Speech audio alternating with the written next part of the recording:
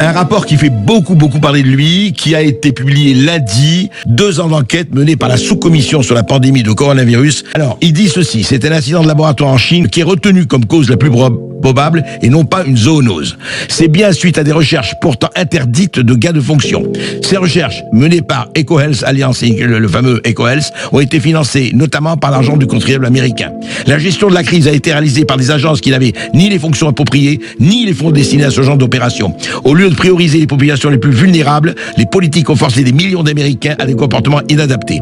Contrairement aux promesses, le vaccin n'a empêché ni la propagation ni la transmission du virus. L'obligation vaccinale bafoue les libertés individuelles et nuit à l'état de préparation des forces armées.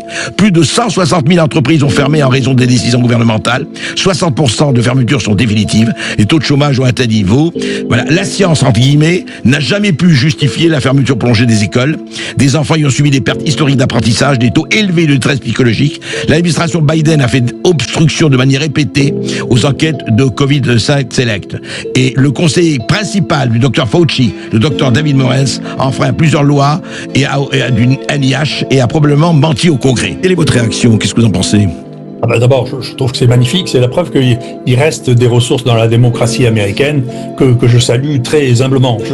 Je rêve, moi, qu'il y ait une commission d'enquête de cette nature qui se mette en place en France. Toujours est-il que je rêve de voir ça, c'est-à-dire qu'on lève le secret défense sur les décisions cachées,